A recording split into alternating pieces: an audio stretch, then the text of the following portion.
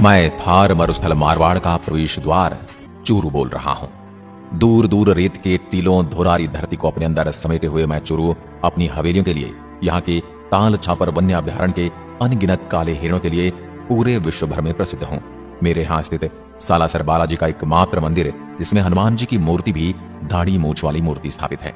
इनके अलावा ऐतिहासिक मेलों के लिए विश्व प्रसिद्ध हूं। मेरे अंदर स्थित रतनगढ़ किले का इतिहास जानकर आप हैरान रह जाओगे। मेरा चूरू किला राजस्थान का एकमात्र ऐसा किला है जो चांदी के गोले दागने के लिए प्रसिद्ध है।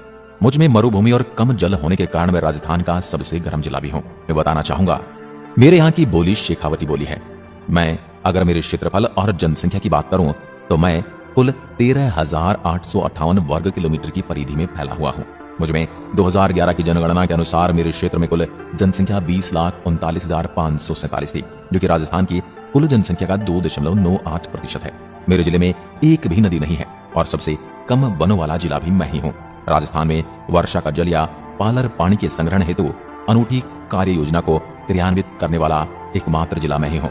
आपको बता दूं, सर्वाधिक चंदन की मूर्तियां बनाने का काम भी मेरे क्षेत्र में ही अधिक होता है। मेरे जिले का कुल जनसंख्या घनत्व 147 व्यक्ति प्रति वर्ग किलोमीटर है। 2011 की जनगणना के अनुसार मेरे क्षेत्र का लिंगानुपात 940 महिलाएं प्रति 1000 पुरुषों पर निवास करती हैं। मैं अगर मेरे शहर की साक्षरता की बात करूं तो जनगणना 2011 के अनुसार मेरे क्षेत्र की कुल साक्षरता दर 66.75% है। कहा जाता है कि गोला बारूद खत्म होने पर चांदी के गोले दागे गए और महिलाओं ने भी मुझे बचाने के लिए अपने गहने तक दे दिए थे। मैं चूरू अगर मेरी स्थापना और इतिहास की बात करूं तो मेरे इस ऐतिहासिक शहर का इतिहास 1620 ईस्वी पूर्व का है। मेरी स्थापना 1620 ईस्वी में चोहड़ा नामक जाट ने की थी। मैं भारत की आजादी से पहले बीकानेर जिले का एक हिस्सा हुआ करता था। मैं राजस्थान के उत्तर पूर्वी भाग में स्थित हूँ और मेरी सीमा हनुमानगढ़, बीकानेर, श्रीगंगानगर, नागौर, सीकर और झुंझुनू तथा अंतर्राज्यीय सीमा हरियाणा से लगती है। 1 नवंबर 1956 में राजस्थान के एकीकरण के दौरान मुझे जिले का दर्जा दिया गया था, लेकिन ऐसा भी माना जाता है कि मेरी स्थापना राजपूतों द्वारा की गई थी।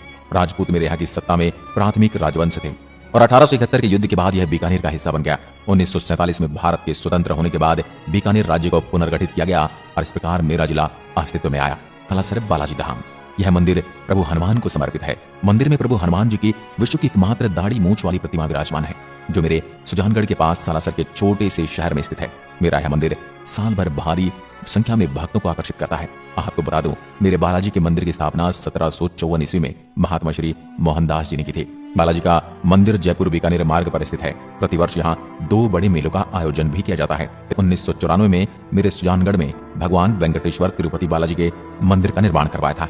यह मंदिर डॉक्टर एम नागराज एवं डॉक्टर वेंकटाचार्य वास्तुविद की देखरेख में ग्रेनाइट, इटालियन मार्बल और मकराना मार्बल से लगभग 10,000 वर्ग फीट के क्षेत्र में बनाया गया है। आप यहाँ आएंगे तो आपको कुछ क्षण के लिए दक्षिण भारत की याद आ जाएगी, क्योंकि मेरे यहाँ का यह मंदिर ठीक उसी शैली में बना हुआ है जैसे दक्षिण भारत में मंदिर बनते हैं।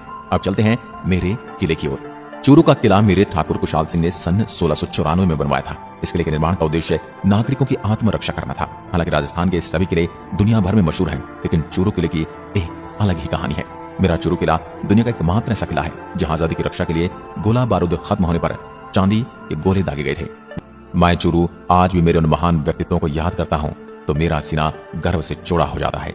कैसे मेरी रक्षा और स्वतंत्रता की रक्षार्थ उन्होंने गोले खत्म हो जाने पर हिम्मत नहीं हारी और सोने और चांदी के गोले बना दिए। अब चलते हैं मेरे रतनगढ़ किले की ओर। यह एक ऐतिहासिक किला है। काफी संख्या में पर्यटक यहाँ घूमने के लिए आते हैं। मेरे इस किले का निर्माण बीकानेर के राजा रतन सिंह ने 1820 में करवाया था। मेरे इस भव्य किले की राजस्थानी स्थापत्य शैली का अद्भुत नमूना है, जिनमें भित्ति चित्र एवं सुंदर छत्रियों के अलंकरण है। नगर के निकट ही नाथ साधुओं का अखाड़ा है, जहाँ देवियों की मूर्तियां बनी हैं। इसी नगर में एक धर्म स्तूप भी बना है, जो धार्मिक समानता का प्रतीक है। यह किला लगभग 500 वर्ष पुराना, और अगर आप कभी मेरे शहर की तरफ आए तो इस किले को निहारना चाहें तो आपको बता दूं, यह किला आगरा बीकानेर मार्ग पर स्थित है। मेरे रतनगढ़ कस्बे को तो छोटी काशी भी कहा जाता है। और मैं आपको लिए चलता हूं मेरी प्रसिद्ध सुराणा हवेली। मेरी इस हवेली को राजस्थान का दूसरा हवा महल भी कहा जाता है। इस हवेली की खास बात यह है कि इसमें 1111 दरवाजे और खिड़कियां हैं, जिन्हें अगर एक आदमी प्रत्येक खिड़की दरवाजे को खोलकर बंद करे तो उसे पूरे दिन का समय लग जाता है। अब राजस्थान में 56 अकाल पड़ा था, तब वहां के मजदूरों को 2 वक्त के खाने के बदले इस हवेली का निर्माण किया गया था। यह हवेली प्रसिद्ध इतालवी और शेखावटी वास्तुकला डिजाइनों पर बनी है। सुराणा हवेली एक 6 मंजिला इमारत है जो बहुत ही विशाल है। अगर आप वास्तु शिल्प प्रेमी हैं तो आपको मेरी सुंदर सुराणा हवेली की यात्रा अवश्य करनी चाहिए। अब हम चलते हैं काला हिरन का घर कहे जाने वाले विश्व प्रसिद्ध मेरे ताल छापर अभ्यारण्य। मेरा यह अभ्यारण्य अपने दुर्लभ काले हिरणों के लिए पूरे विश्व में प्रसिद्ध है। इसके साथ ही यह कुरंजा पक्षी की शरण स्थली भी है। वर्षा ऋतु में यहाँ नरम घास, मोतिया एवं मोचिया साइप्रस रोटेंड्स उगती है। भौगोलिक रूप से अभ्यारण्य मेरी सुजानगढ़ तहसील में पड़ता है और आगंतुकों के लिए एक मनोरंजन स्थल है। मेरे इस अभ्यारण्य में प्रवासी और निवासी दोनों को मिलाकर पक्षियों की कुल 122 प्रजातियां निवास करती हैं। यहाँ देखे जाने वाले प्रवासी पक्षी मध्य एशिया और यूरोप से आते हैं। ताल छापर अभ्यारण्य पक्षी प्रेमी के लिए स्वर्ग के समान है। अगर आप मेरे ताल छापर अभ्यारण्य में घूमने आ रहे हैं तो मैं आपको बता दूं कि यह अभ्यारण्य मेरे शहर से 85 किलोमीटर और बीकानेर से 132 किलोमीटर की दूरी पर है। ताल छापर के पास ही आपको मैं पशुपतिनाथ मंदिर नेपाल के जैसा हुबहू छोटा मंदिर के दर्शन करवा देता हूँ, जो कि मेरे जिले के सुजानगढ़ तहसील के छापर कस्बे में बना हुआ है। जैसा कि मैंने आपको बताया कि राजस्थान का यह छापर कस्बा वैसे तो अपने ताल छापर अभ्यारण्य के लिए प्रसिद्ध है, जहाँ बड़ी संख्या में काले हिरण और विदेशी पक्षी देखे जा सकते हैं। और मेरे इस अभ्यारण्य को देखने के लिए देश विदेश से हजारों पर्यटक आते हैं। अब चलते हैं मेरे सेठानी का जोहरा जलाशय। मेरा यह जलाशय भगवान दास बागला की पत्नी द्वारा बनवाया गया था। भगवान दास बागला पहले मारवाड़ी शेखावाटी करोड़पति थे। वह एक बहुत अमीर लकड़ी के व्यापारी थे और कई सौ मिल कारखानों के मालिक थे। सेठानी का जोहरा रतनगढ़ रोड से पश्चिम में कुछ 3 किलोमीटर दूर है। भयानक छप्पन या अकाल के दौरान एक राहत परियोजना के रूप में 1899 से 1900 में अकाल के समय इसका निर्माण कराया गया था। ये जलाशय तालाब का पानी नीलगाय और कई पक्षियों को आकर्षित करता है। मेरे स्थानीय बुजुर्ग कहते हैं कि जोहरा में पानी आज तक नहीं सूखा है। मेरे यहाँ के लोक देवता गोगा जी का जन्म जिले के ददरेवा में चौहान वंश के शासक जेवर सिंह की पत्नी बाछल के गर्भ